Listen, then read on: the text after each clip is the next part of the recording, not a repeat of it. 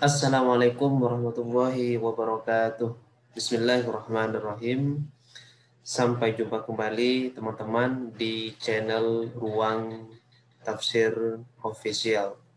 Ruang di mana kita memperbincangkan dan membahas ayat-ayat Al-Quran dilihat dari sudut pandang penafsirannya. Pada kesempatan kali ini teman-teman, saya akan membahas dan mengulas pesan yang terkandung dalam ayat 35 surah Al-Maidah. Akan tetapi dari sekian uraian yang terdapat dalam ayat tersebut, saya hanya memilih satu tema yang menurut saya tema ini sangat menarik, yaitu tentang masalah wasilah. Mari kita lihat terlebih dahulu ayatnya yang sudah bisa kita baca di screen, yaitu Ya ayyuhalladzina amanu taqullaha wabtaghu ilaihil wasilah wajahidu fi sabilihi la'allakum tuflihun. Dan untuk menguraikan ayat ini saya akan membaca sebuah kitab tafsir yaitu Tafsirul Quranil Karim yang ditulis oleh Ibnu Utsaimin. Mari kita lihat terlebih dahulu bagaimana penafsiran beliau. Nah, ini sudah kita bisa baca dan kita bisa lihat di screen. Nah, kan tetapi sebelum kita membaca penafsirannya, kita baca terlebih dahulu sambil lalu kita pahami makna atau kandungan ayat 35 surah Al-Maidah. Bismillahirrahmanirrahim. Ya ayyuhalladzina amanu, wahai orang yang beriman. Di sini Tuhan memulainya dengan panggilan kepada orang mukmin. Ittaqullaha, bertakwalah kepada Allah, wabtaghu ilaihil wasilah. Carilah atau tuntutlah wasilah kepadanya, yaitu kepada Allah. Wajahidu fi sabilihi, dan berjihadlah di jalan Allah, la'allakum tuflihun, semoga kamu menjadi orang yang beruntung. Nah, pada ayat ini sebenarnya terdapat beberapa pembahasan. Yang pertama mengenai masalah takwa, yang kedua wasilah, dan yang ketiga jihad. Akan tetapi saya fokus pada kalimat wabtaghu ilaihil wasilah. Nah, bagaimana uraian penafsiran atau komentar Ibnu Utsaimin terkait dengan wasilah di sini? Nah, saya bacakan sambil dulu saya pahami dan nanti saya akan sederhanakan. Al-wasilata, yakni utlubul wasilatah ilaihi, yaitu maksud dari kata wabtaghu ilaihil wasilah adalah utlubu al-wasilata ilaihi, carilah atau tuntutlah al-wasilah, yaitu wasilah. Apa itu wasilah? Wal wasilatu hiya at-taqarrubu ila Allahi kama fassaraha katsirum minal mufassirina. Jadi wasilah adalah mendekatkan diri kepada Allah. Itu namanya wasilah. Taqarrub ila Allah. Pendekatan diri kepada Allah, PDKT. Kalau istilah gaulnya gitu. Bi anna maknaha ibtawu al-qurbatah ilaihi, sehingga bisa disederhanakan dengan carilah sesuatu yang bisa mendekatkan diri kepada Allah, yakni utlubu ma yuqarribukum ilaihi. Fa idza kana Allahu amarna an natluba ma yuqarribuna ilaihi, falladhi yuqarribuna ilaihi huwa imtisalu amrihi wajtinabu nahyihi talaban lil qarbi minhu. Allah memerintahkan kita mencari sesuatu yang bisa mendekatkan kita kepadanya. Sesuatu yang bisa mendekatkan kita kepadanya adalah melaksanakan perintahnya dan menjauhi larangannya. Itu termasuk. Jadi standarnya mencari atau mencari wasilah di sini adalah yang melaksanakan perintahnya menjauhi larangannya, itu standarnya. Nah, uraian lebih spesifiknya dan lebih detailnya kita bisa lihat pada penafsiran berikutnya.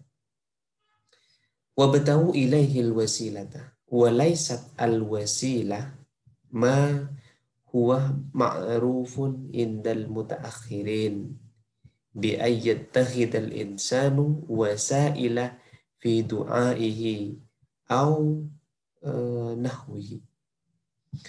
Wasilah itu bukan seperti yang dipahami oleh ulama-ulama kontemporer. Jadi wasilah yang dimaksud di sini bukan seperti yang dipahami ulama-ulama kontemporer. Seperti halnya manusia menjadikan wasilah di dalam doanya. Misalkan dia itu berwasilah kepada siapa ya? Kepada gurunya misalkan, berwasilah kepada ulama, bukan itu katanya. Yang dimaksud di sini oleh siapa? Oleh Ibnu Utsaimin. Nah, terus bagaimana? Nanti ada di uraian berikutnya. Kita lanjutkan terlebih dahulu. Lakin ba'dul munharifin qala al-murad bil wasilah al-wali awin nabi aw jahun nabi aw jahul wali. Sebagian kelompok yang menyimpang memahami wasilah itu dengan ya nabi atau dengan waliullah. Jadi istilahnya mereka berdoa kepada Tuhan melalui waliullah atau melalui nabi. Itu namanya wasilah bagi orang-orang yang menyimpang, kata Utsaimin. Tapi bagi Utsaimin bukan seperti itu wasilah yang dimaksud di dalam ayat ini. Terus bagaimana kita lihat? Wa innamal wasilah asy-syai'u al-muwassilu ila Allahi wa ila taqarrubi lillahi azza wa jalla. Misalun dzalika sholatu tuqarribu ila Allahi. Nah, jadi wasilah yang dimaksud oleh Ibnu Utsaimin adalah sesuatu yang bisa mendekatkan seseorang kepada Allah. Apa? Contohnya di sini misalkan sholat. Sholat itu kan bisa mendekatkan diri kepada Allah. Maka sholat itu termasuk wasilah. Jadi intinya wasilah itu adalah jalan yang bisa mengantarkan seseorang lebih dekat kepada Tuhan. Jalannya apa? Banyak. Salah satunya yang bisa berupa sholat misalkan. Orang sholat tentunya kan arahnya untuk taqarrub ilallah, yaitu dekat kepada Tuhan. Wa aqrabu ma yakunul 'abdu min rabbih wa huwa sajidun. Aktivitas yang paling mendekatkan diri kepada Allah yang dilakukan oleh hamba yaitu saat dia itu melakukan sujud. Makanya kalau kita sujud, disitulah kita lebih memperbanyak meminta, berdoa, bermunajat kepada Tuhan. Karena di saat sujud itu Tuhan sangat dekat kepada kita. Oleh sebab itu, mintalah sehingga doa kita itu lebih diprioritaskan oleh Tuhan. Kita lanjutkan terlebih dahulu. Wala yujadu hadal wasfu wa huwa al-qarbu minallahi ala hadal wajhi illa fi sholati. Al-insanu yatasaddaqu yataqarrabu ila Allah bis-shadaqah, yasumu yataqarrabu ila Allah bis-siyam, yahujju yataqarrabu ila Allah bil haji, lakin la yujadu misal sholati.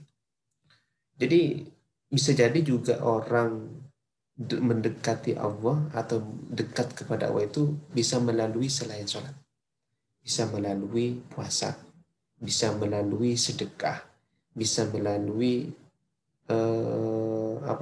haji kalau mampu. Jadi itu beberapa elemen yang bisa mendekatkan diri kepada Allah selain sholat.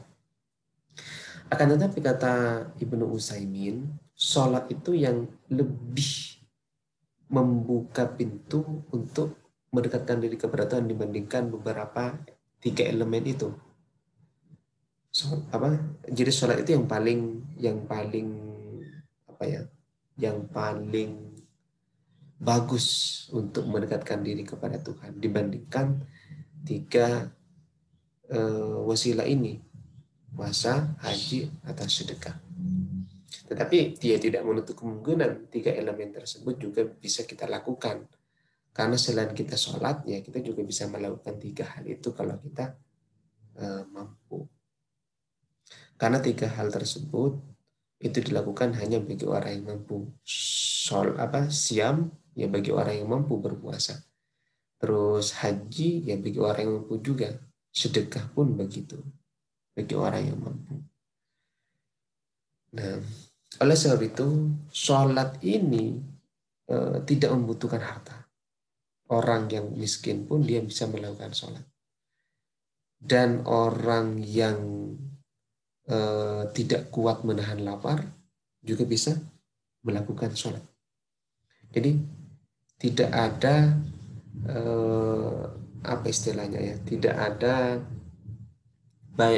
tidak dimintai bayaran dalam melakukan sholat, dan juga tidak dimintai kita itu harus berusaha payah menahan lapar untuk melakukan sholat. Tetapi sholat ini lebih banyak membuka ruang bagi kita taqarrub ila Allah, yaitu dekat kepada Allah Subhanahu wa taala. Ini lebih diperjelas, aqrabu ma yakunul 'abdu min rabbihi wa sajid.